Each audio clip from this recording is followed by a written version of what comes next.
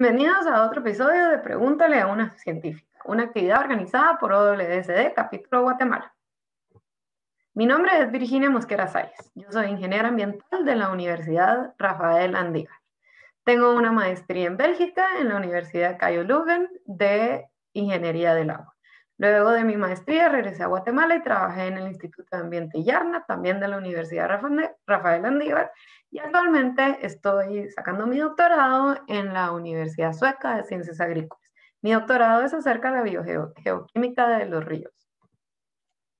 Como pueden pensar, el tema de hoy va a ser acerca del agua. Las preguntas que me hicieron todas fueron muy interesantes y lo mejor de todo fue que la dividieron en las dos formas que hay que hablar acerca del tema de agua. Me hicieron preguntas de cantidad de agua, cuánta agua tenemos, y también me hicieron preguntas de calidad de agua, cómo está la agua que tenemos.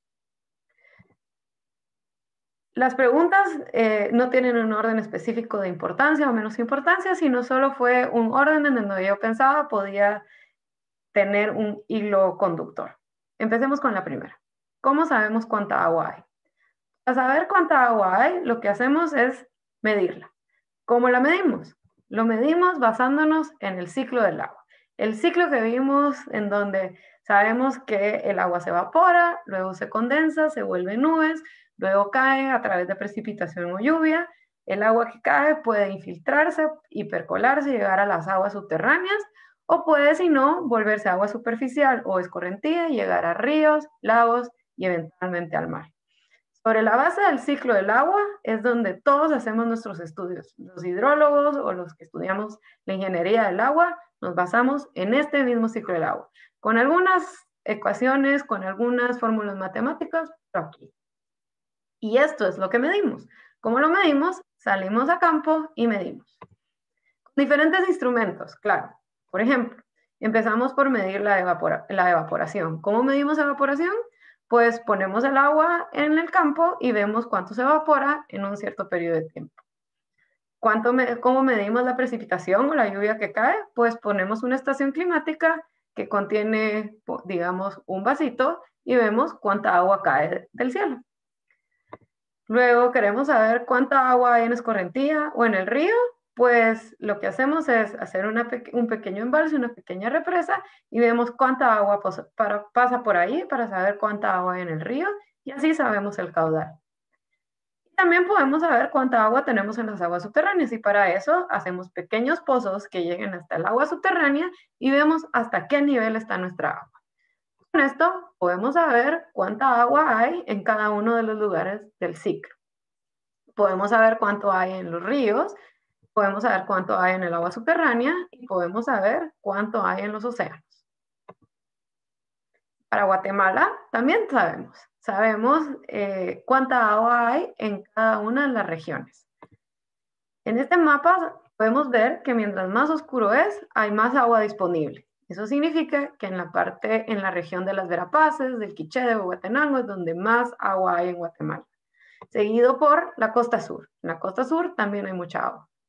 Tenemos menos agua en el corredor seco, en donde está incluida la ciudad de Guatemala o la zona metropolitana, y tenemos la menor cantidad de agua en la selva petenera, en el norte del Petén.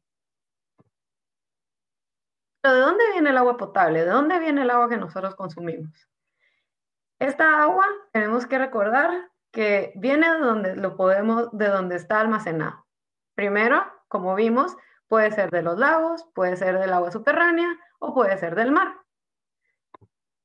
Pero el mar es salado, entonces no podemos sacar de ahí el agua potable. Sí se puede, hay algunos países en donde sacan el agua del mar y la desalinizan, le quitan la salinidad, pero es muy caro y en Guatemala tenemos suficiente agua para no hacer eso. Entonces, en Guatemala nos enfocamos en el agua, en el agua que está en el lago o en los ríos o en el agua subterránea.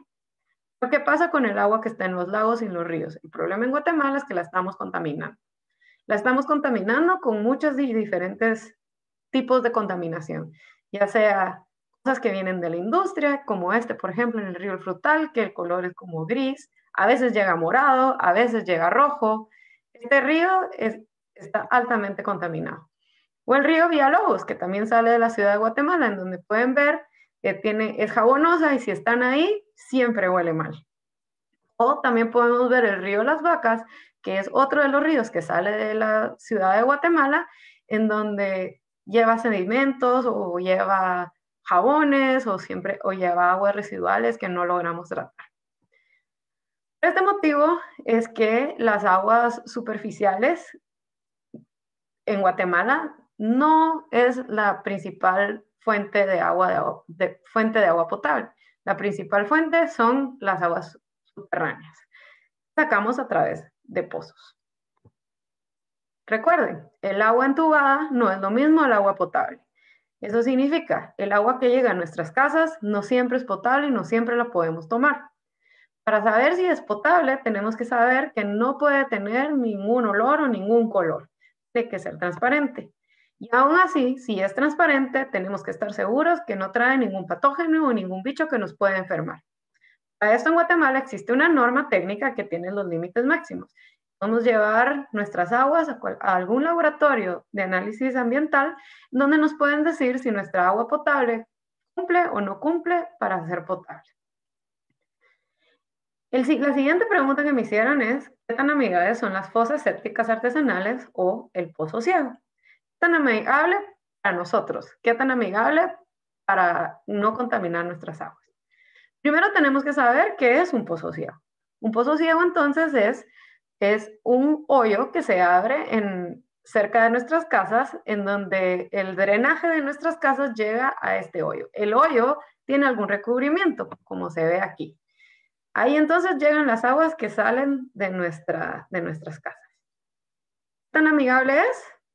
El problema con los pozos ciegos es si no tienen un buen recubrimiento o si están muy cerca de las aguas subterráneas, es que pueden llegar a contaminar las aguas subterráneas. Y como ya vimos, las aguas subterráneas en muchos de los casos en Guatemala son la fuente de agua potable para la casa.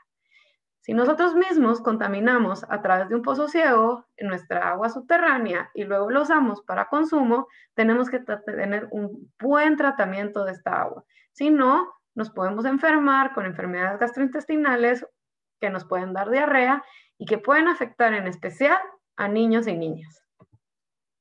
Hay diferentes formas de arreglar esto. En lugar de tener un pozo ciego, podemos tener fosas sépticas artesanales. Se ven algo así. Con algunos botes de plástico podemos tener los lugares en donde no permitimos que se salgan la contaminación que nosotros tenemos de nuestro drenaje y luego ponemos grava o piedras para poder hacer un filtro del agua que sale de ahí. Entonces, los pozos ciegos no es la mejor idea porque contaminamos nuestra propia fuente de agua, pero hay otras formas de las cuales lo podemos hacer en nuestros hogares para tener nuestra propia pequeña planta de tratamiento. Las siguientes preguntas las contestaré en el video 2.